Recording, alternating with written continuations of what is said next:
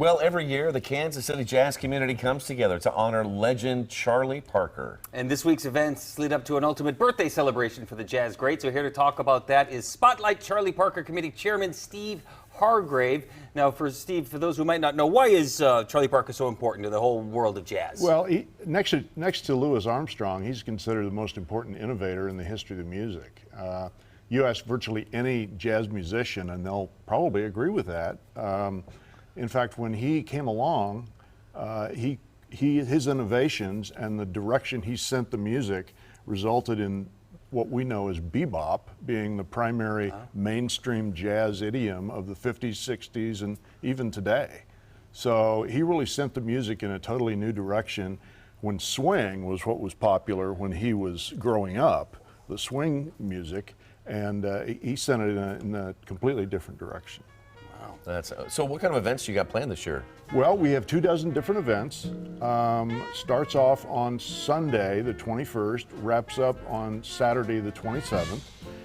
We've got live jazz performances. We've got a panel discussion on Tuesday, the 23rd at the Plaza Library Truman Auditorium on Charlie Parker and his relationship to Kansas City, along with a musical performance that night. We've got a finale concert on the 27th at Tomstown Distilling featuring Bobby Watson.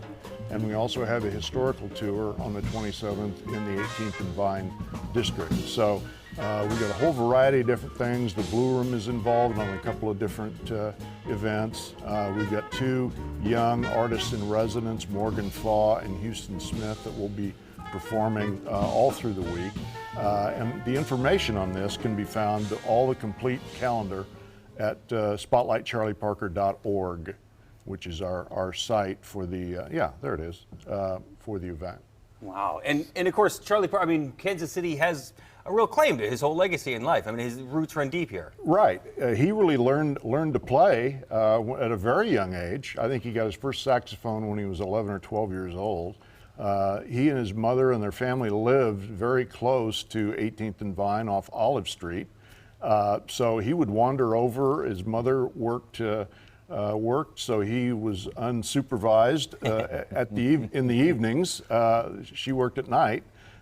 So he would wander over and listen to the music and learned how to play, taught himself how to play the saxophone with some help from his high school band director.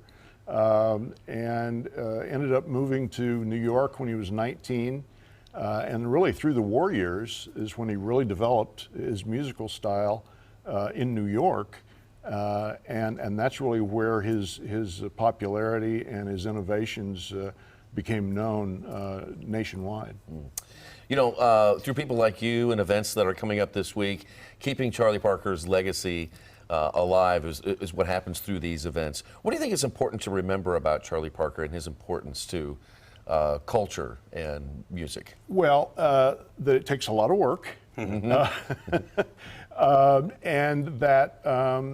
it's not a type of music necessarily that everybody likes.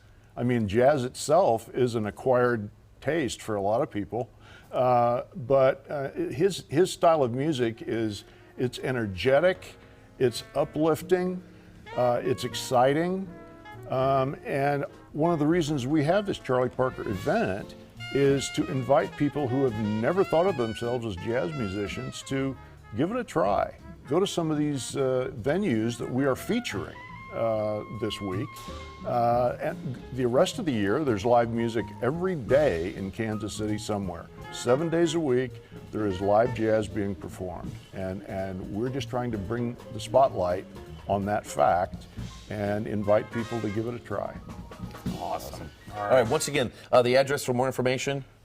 SpotlightCharlieParker.org. SpotlightCharlieParker.org. All right. So cool. Thanks so much, Steve. Yeah, thank you, Steve. Appreciate it.